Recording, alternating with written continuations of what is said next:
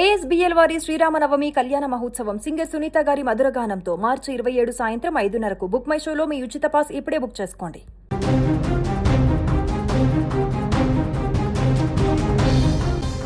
జగిత్యాలలో వైష్ణవి హత్య కేసుకు సంబంధించినటువంటి విషాద ఘటన ఇప్పటికీ అందరి మధ్యలో మెదులుతోంది.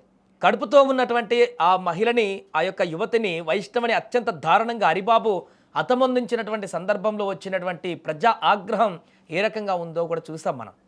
అయితే క్షణికావేశంలో చేసేటువంటి పనో లేకుంటే ఉన్మాదంగా మారి చేసేటువంటి పనో కానీ ఇద్దరి ప్రాణాలను బలికొన్నటువంటి హరిబాబు పైన ఇప్పుడు 2 తెలుగు రాష్ట్రాల్లో ప్రతి ఒక్కరు కూడా ఆగ్రహాన్ని వ్యక్తం చేస్తున్నటువంటి పరిస్థితి ఏర్పడింది. అయితే మనిషి తప్పు చేయడానికి ఒక క్షణం చాలు, కానీ ఆ తప్పు తాలూకు శిక్షను అనుభవించడానికి మాత్రం ఒక జీవితకాలం సరిపోదు.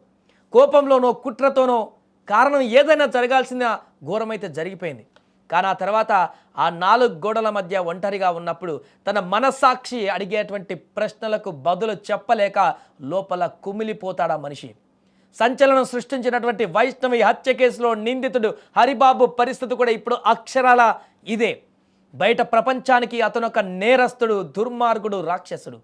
జైలుకు వెళ్ళాడని మాత్రమే తెలుసు, కానీ ఆ జైలు గోడల మధ్య ప్రతిక్షణం అతను అనుభవిస్తున్న మానసిక నరకం ఏంటో తెలిస్తే తప్పు చేయాలంటేనే ఏ మనిషికైనా భయం కలగక మానదు.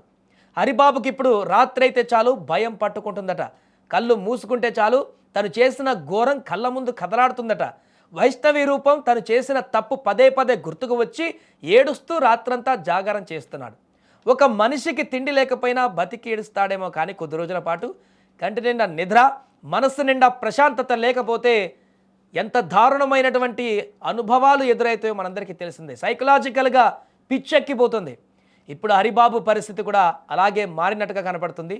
నేనెంత తప్పు చేశాను, ఎందుకు ఇలా చేశాను, నా జీవితాన్ని నేనే ఎందుకు నాశనం చేసుకున్నాను అన్న భయం, పశ్చాత్తాపం అతనిలో లోపల కుంగదీస్తున్నట్టుగా కనపడుతుంది ఇప్పుడు అక్కడ జైల్లో ఉన్నప్పుడు. అదే అతన్ని తీవ్ర మానసిక వేదనకు గురిచేసి హరిబాబుకు నిద్ర పట్టనివ్వకుండా చేసి అతనిలో ఆరోగ్యాన్ని కూడా కుంగదీసేటువంటి పరిస్థితికి ఏర్పడినట్టుగా తెలుస్తుంది. అతనిలో దాగి ఉన్న సైకోయిజాన్ని చూసి చివరకు తనే భయపడవలసిన పరిస్థితి వచ్చిందట. అయితే హరిబాబు చెప్పినటువంటి తప్పు కడుక్కుంటే కరిగిపోయేది అది కాదు అని చేసినటువంటి తప్పు. సభ్య సమాజం తలదించుకునేలా, తోటి స్నేహితులే అసహించుకునేలా హరిబాబు చెరుపుకోలేని తప్పు చేశాడు. కట్టుకున్న భార్యతో పాటు కడుపులో పెరుగుతున్న బిడ్డను కూడా కిరాతకంగా చంపేశాడు ఈ హరిబాబు. ఇప్పుడు అదే తప్పు హరిబాబును జైల్లో 4 గోడల మధ్య వెంటాడుతుంది.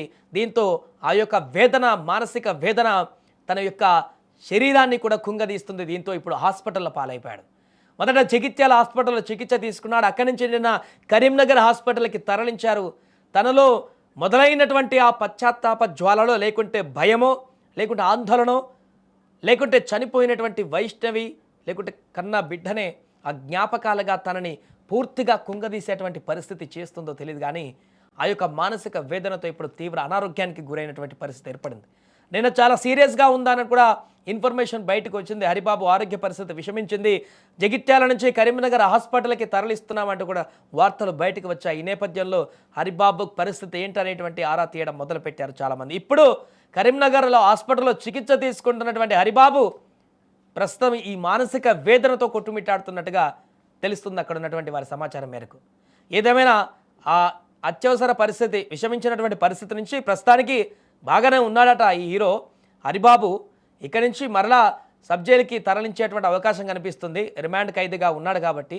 కానీ మనిషి చేసినటువంటి తప్పు ఒక్కసారి చేసిన తర్వాత ఆ తర్వాత పశ్చాత్తాపడినా, మళ్ళీ వెనక్కి వెళ్ళి ఇంకా ఇలాంటి తప్పు చేయనని బతిలాడుకున్నా, కొన్ని చేసేటువంటి తప్పులు ఎంత దారుణంగా ఉంటాయంటే ఆ మనిషికి ఇంకొకసారి మాట్లాడడానికి అర్హత ఉండదు, మనుషుల ముందు నిలబడడానికి అర్హత ఉండదు, కనీసం భూమి మీద ఉండడానికి కూడా అర్హత ఉండదు. అలాంటి తప్పుగా మారుతుంటాయి కొన్ని చేసేటువంటి తప్పులు. ఇప్పుడు అలాంటి తప్పే చేశాడు హరిబాబు.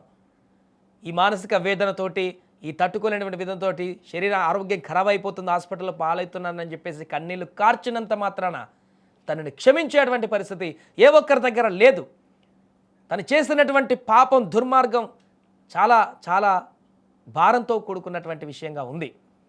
ఇంత దారుణానికి ఒడిగట్టినటువంటి హరిబాబు పశ్చాత్తాపం పడినా కూడా ఒకవేళ ఆ పశ్చాత్తాపంతో కన్నీళ్లు కార్చి ఆ గోడల మధ్య కుమిలి కుమిలి ఏడ్చినా కూడా అతనిపైన జాలి కలిగేటువంటి పరిస్థితి ఏర్పడదు. అంత దారుణానికి ఒడిగట్టాడు ఈ హరిబాబు. ఏదేమైనా ప్రస్తుతం హాస్పిటల్లో చికిత్స తీసుకుంటున్నటువంటి హరిబాబు ఆరోగ్యం అయితే కొంత సర్దుబాటులోకి వచ్చినట్టుగా కనపడుతుంది, కొంత సెటిల్ అయినట్టుగా తెలుస్తుంది.